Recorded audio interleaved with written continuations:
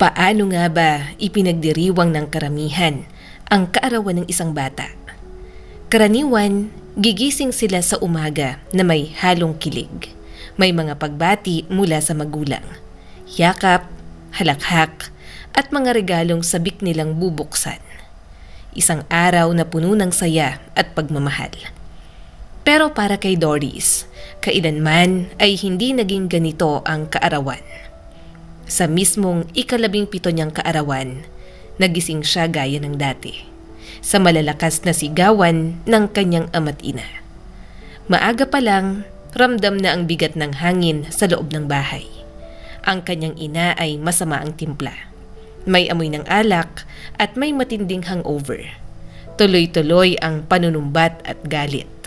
Hindi sumagot ang kanyang ama. Tahimik lang siyang nag-impake, mabilis na lumabas ng bahay at malakas na isinara ang pinto. Ilang sandali lang, umalis na rin ang kanyang ina papasok sa trabaho.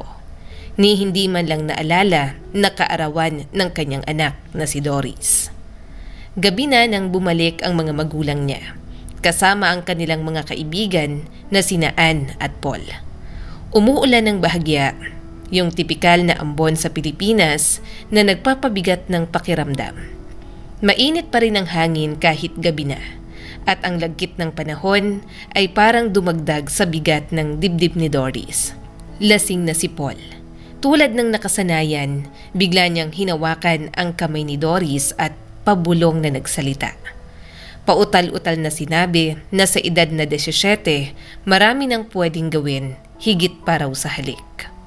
Biglang binawi ni Doris ang kamay niya at itinulak si Paul papalayo. Gusto niya nang umalis. Gusto na niyang tumakas. Pero malamig at matigas ang boses ng kanyang ina. Maghanda ka ng mesa. May bisita tayo. Hindi na tumutol si Doris. Alam niya ang kapalit ng pagsagot. Isang suntok, isang sampal, o mas masahol pa. Kaya tahimik siyang kumilos.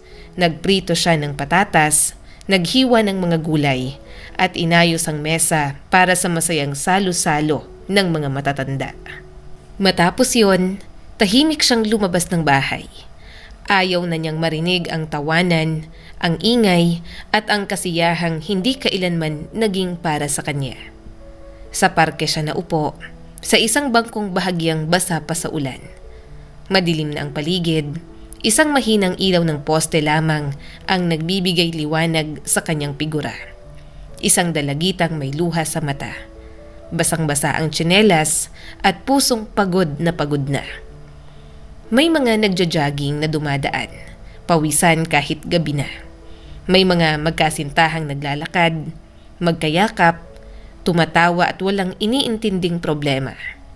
Samantalang si Doris, sa gabing yon ng kanyang kaarawan ay tahimik na umiyak. Kasama ng ambon sa ilalim ng mabigat at mainit na hangin ng gabi. Isang kaarawan na walang kandila, walang handog, walang pagbati, kundi isang batang pilit na lumalaban sa mundong tila nakalimot sa kanya. Bigla na lang may huminto sa kanyang harapan. Napatingala si Doris. Sa ilalim ng mahinang ilaw ng poste, nakita niya ang isang binatang nasa 25 taong gulang. May tigayawat sa mukha, hindi kagwapuhan, at suot ang isang lumang t-shirt na halatang kupas na sa katagalan. Tahimik nitong iniabot sa kanya ang isang rosas. Kita agad na pinitas lang yon mula sa flower bed sa parke. Ngumiti ang binata, isang ngiting simple pero totoo. Hindi dapat malungkot sa ganitong mainit na gabi ng tag-init, sabi nito. Lalo na kung kasing ganda mo. Namula si Doris. Unang beses sa buong buhay niya na may nag-abot ng bulaklak. Unang beses na may nagsabi sa kanya na maganda siya. Naupo lang siya roon, hawak ang rosas. Hindi alam kung ano ang sasabihin. Parang nanikip ang dibdib niya.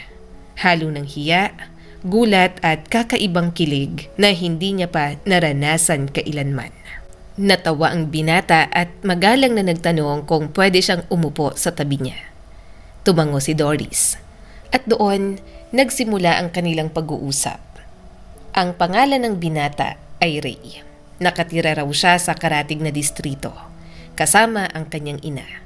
Hindi niya raw kilala ang kanyang tunay na ama. 3 na raw ang naging kinakasama ng nanay niya. Pero wala ni isa ang nagtagal.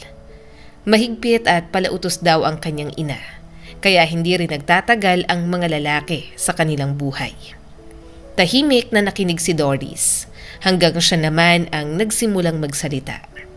Ikinuwento niya ang sarili niyang buhay, kung paanong araw-araw ay puno ng alak ang kanilang bahay, kung paanong pagod na siya sa sigawan, sa takot at sa pakiramdam na hindi siya kailanman minahal, kung paanong pangarap niyang makaalis, makatakas sa mga magulang na ni minsan ay hindi siya piniling unahin. Habang nagsasalita, unti-unting bumigay ang kanyang tinig, hanggang sa tuluyan na siyang humagulgol. Bigla siyang niyakap ni Ray. Nanginig si Doris, mabilis at mahiyain siyang lumayo. Ibinaba ang kanyang mga mata. Hindi siya sanay sa ganitong paglapit, sa ganitong lambing. Nagulat si Ray. Mataman siyang tiningnan, pagkatapos marahan niyang hinawakan ang mukha ni Doris gamit ang kanyang mga palad. Iniangat ang baba nito at mariing nagsalita. Alam mo, gusto kitang pakasalan. Nanlaki ang mga mata ni Doris. Gusto ko ng asawang mahinhin, simple at pangtahanan. Dugtong pa ni Ray. Katulad mo, pakakasalan mo ba ako? Parang huminto ang mundo ni Doris. Hindi niya alam ang isasagot. 17 pa lang siya. At sa totoo lang, hindi niya talaga gusto si Ray. Iba ang larawan ng lalaking iniisip niya para sa kanyang kinabukasan. Hindi ganito.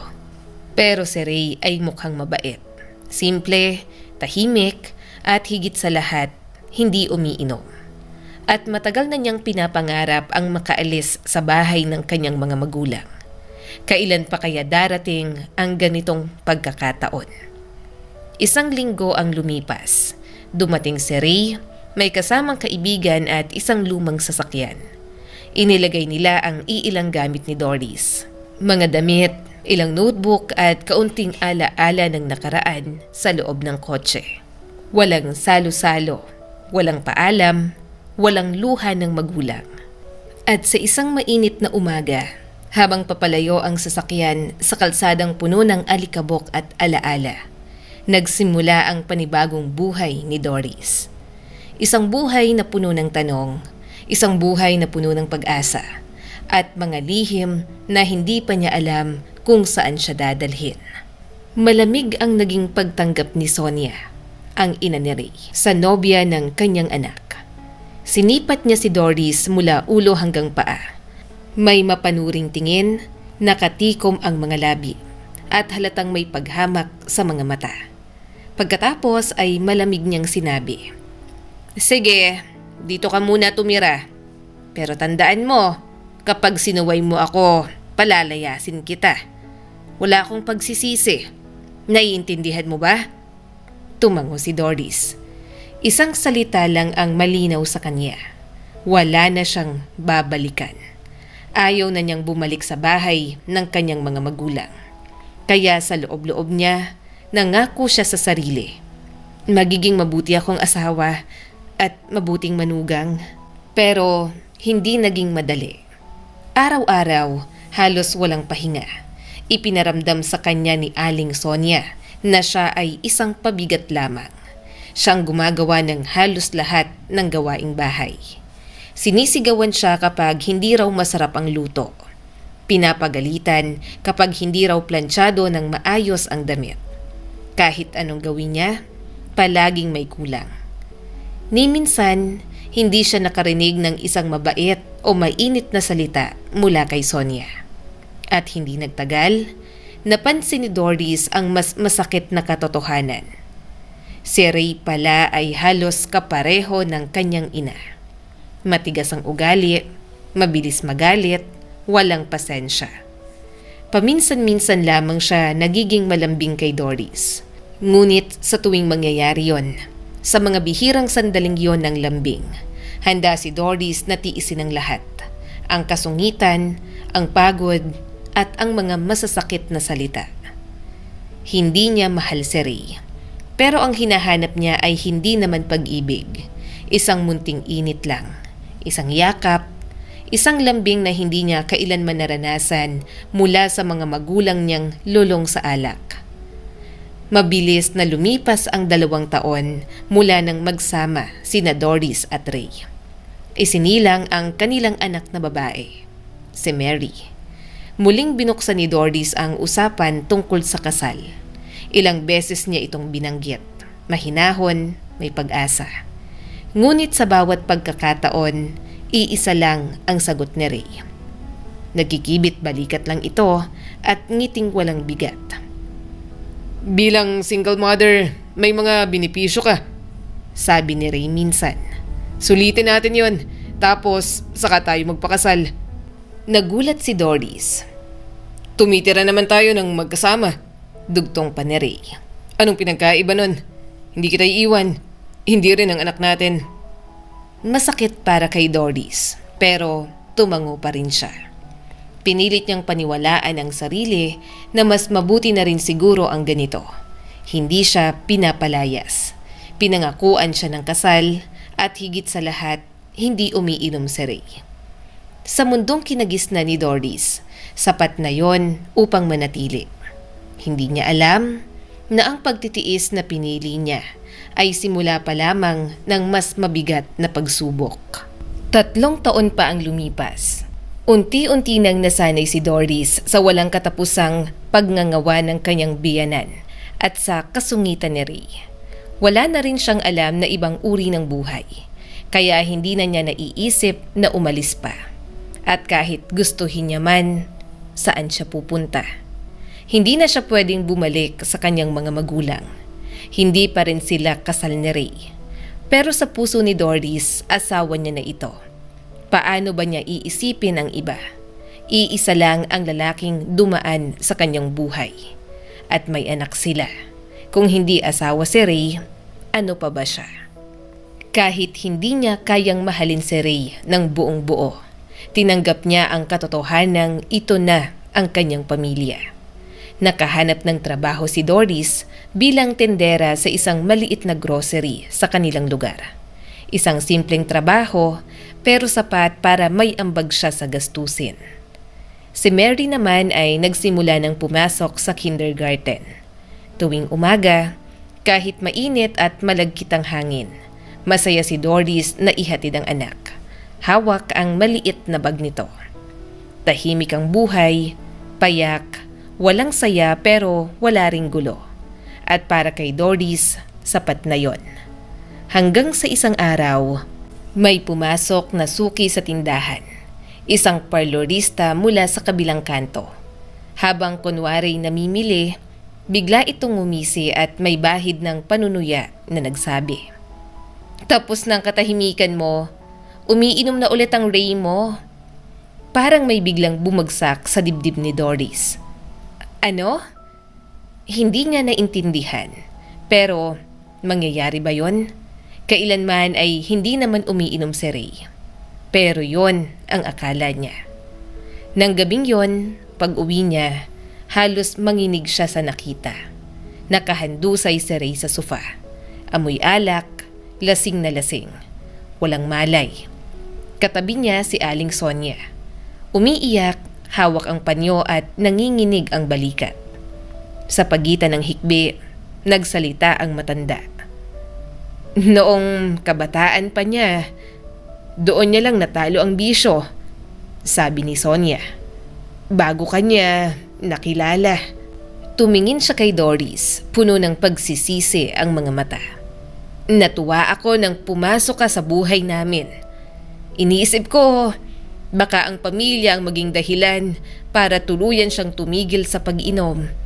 Pero gaya ng nakikita mo, 5 taon lang ang itinagal. Sa unang pagkakataon, normal ang tono ni Aling Sonia. Walang galit at walang sigaw. Doris, mahina niyang sabi, huwag mo kaming iwan. Hinawakan niya ang kamay ni Doris. Natatakot akong mag-isa kasama siya. Mahal ko ang apo ko. Patawarin mo ko sa lahat ng ginawa ko sa'yo. Masama ang ugali ko pero ang totoo, natakot lang akong masanay sa'yo. Natakot akong mahalin ka. Napahinto siya saka idinugtong. Akala ko kapag bumalik ang pag-inom ni Ray ay iiwan mo agad kami. Doris, hindi mo naman kami iiwan, hindi ba? Pinunasan ni Sonia ang kanyang mga luha gamit ang nanginginig na mga daliri at tumingin kay Doris. May pag-asang halos masakit tingnan. Naawa si Doris. Tumango siya at nangako. Pero mula noon, naging bangungot ang kanilang buhay. Araw-araw nang umiinom si Ray. Walang pumipigil sa kanya, kahit pakiusap, kahit iyak. Hindi nagtagal, natanggal siya sa trabaho. Paminsan-minsan, may inuuwi siyang racket. Pero kadalasan, natutulog lang siya o umiinom. Buti na lamang at hindi niya sinasaktan ang mga babae. Dahil kung nagkataon, baka hindi na kinaya ni Doris. Tinanggap niya ang lahat. Ang amoy ng alak, ang katahimikang mabigat, ang takot sa gabi. Dahil sa pangakong binitiwan niya sa kanyang biyanan. Isang pangakong unti-unting sumisipsip sa lakas niya at unti-unting umuubos sa kanyang pagkatao. Ilang taon pa ang lumipas na ganoon ang takbo ng kanyang buhay. Tuwing umaga, maaga pa lang ay gigising na si Doris. Ihahatid niya si Mary sa eskwelahan. Saka siya magmamadaling pumasok sa trabaho. Mainit man ang araw o maulap ang langit, pare-pareho lang ang kanyang routine. Isang simpleng lakad sa kalsadang puno ng ingay ng jeep, ng bus at nagdara ang mga sasakyan. Marunong nang bumasa si Mary. Habang naglalakad sila papunta sa paaralan, palingalinga siya. Binabasa ang lahat ng makita. Mga karatula ng tindahan, pangalan ng kumpanya, tatak ng mga bus at ng jeep. Ma, eto grocery. Bigla niyang binasa. Ayan, bus terminal. Natawa si Doris. Sa kabila ng lahat ng hirap, tuwang-tuwa siyang makita kung gaano katalino at kasipag matuto ang kanyang anak. Doon siya kumukuha ng lakas sa munting saya ng isang batang lumalaki ng maayos. Isang araw, may napansin si Doris. Sa kabilang panig ng kalsada, malapit sa hintayan ng bus, may isang lalaking nakatayo. Nakatingin sa kanila, bahagyang nakangiti. Hindi mapangahas, parang tahimik lang na nagmamasid. Napakunot noo si Doris pero saglit lang. Nagkibit balikat siya at halos hindi niya namalayan na tumango siya sa lalaki. Tumango rin ito pabalik. Mula noon, halos araw-araw na silang nagkikita. Habang naglalakad sina Doris at Mary papuntang paaralan, nandoon ang lalaki sa bus stop. Nakangiti, kumakaway, walang salita, walang lapit, isang ngiti lang tuwing umaga. Isang araw, biglang nagsalita si Mary. Ma, mabait yung lalaki na yon, sabi niya. Puntahan natin siya at mag-hello. Please? Napahinto si Doris. Hindi pwede anak, hindi tayo basta lumalapit sa mga estranghero. Mahina niyang sagot. Pagsasabihan tayo ng papa mo. Kalmadong tumingin si Mary sa kanya at walang alinlangang sinabi. Laging lasing si papa at lagi siyang naninigaw. Hindi naman niya tayo gusto, pero yung lalaki, mabait siya, alam ko. Napatahimik si Doris. Ma, dugtong ni Mary. Gusto mo ba siya? Namula naman si Doris. Matagal na niyang napapansin ang sarili. Kung paanong madalas niyang naiisip ang lalaking yon. Kung paanong tuwing umaga, may kaba siyang nararamdaman kapag iniisip na baka wala na siya roon. Isang kaba na matagal na niyang hindi naramdaman. Maging si Aling Sonia ay napansin ang pagbabago kay Doris. Isang gabi, direkta siyang nagtanong. May lalaki ka na ba? Nanginig si Doris at agad na umiling. Pero napabuntong hininga lamang ang matanda. Parang hindi naniniwala. Isang umaga, habang naglalakad sina Doris at Mary, bigla nilang nakita ang lalaki. Hindi na sa bus stop, kundi direkta sa kanilang daraanan. May hawak siyang isang bungkos ng mga pulang rosas. Nang mapalapit si Doris, ngumiti ang lalaki at nagsalita. "Alam mo, nanaginip ako kanina," sabi niya. "Panaginip na kaarawan mo raw ngayon. Kaya nagdala ako ng bulaklak." Itinaas niya ang bouquet. "Ako mismo ang nagtanim niyan." Iniabot niya ang mga bulaklak, saka agad na idinugtong at parang nahihiya. "Ako nga pala si Connor. Pasensya na kung araw-araw kitang hinihintay. Ang totoo, gusto ko lang kayong makita ng anak mo." Saglit siyang tumigil, saka huminga ng malalim. "Namayapan ng asawa ko. Ilang araw lang pagkatapos ng kasal namin. Buntis siya noon. Matagal akong hindi nakalimot, pero nang makita kita, parang bigla akong muling nabuhay." Mababa ang kanyang tinig. "Pasensya na kung may nasabi akong mali. Siguro ay may asawa ka na." Tumingin si Doris sa kanya. Hindi makapagsalita. Parang may pumipiga sa kanyang dibdib. Halos maiyak na siya. Biglang nagsalita si Mary. Seryoso ang mukha nito. "Birthday ni Mama ay sa makalawa pa," sabi niya. "Mali po ang panaginip niyo." Ngumiti siya ng proud. "Ang pangalan ng mama ko ay Doris. Medyo mahiyain po siya. Doon po siya nagtatrabaho sa tindahan sa kanto. At ako po ang anak niya, si Mary." Hinila ni Doris ang kanyang anak. Pilit siyang pinapatahimik. Pero hindi siya pinansin ng bata. Natawa si Connor. Muli niyang iniabot ang mga bulaklak kay Doris. Nahihiya man, nanginginig ang kamay, tinanggap ni Doris ang mga pulang rosas. Sa kauna-unahang pagkakataon, matapos ang napakaraming taon, may nag-abot sa kanya ng bulaklak. At hindi niya alam kung bakit. Pero pakiramdam niya, may bagong umuusbong sa puso niya na matagal nang nagyayelo. Kinagabihan ng araw ding yon, dumating si Connor sa tindahan kung saan nagtatrabaho si Doris. Halos wala ng mga mamimili. Tahimik ang loob ng maliit na grocery. May bentilador na umiikot, humahabol sa init ng gabi. Hanggang sa magsara ang tindahan, nag-usap lang sila. Walang sapilitan, walang pangako, tanging mga salitang matagal nang kinikimkim. Mula noon, araw-araw na silang nagkikita.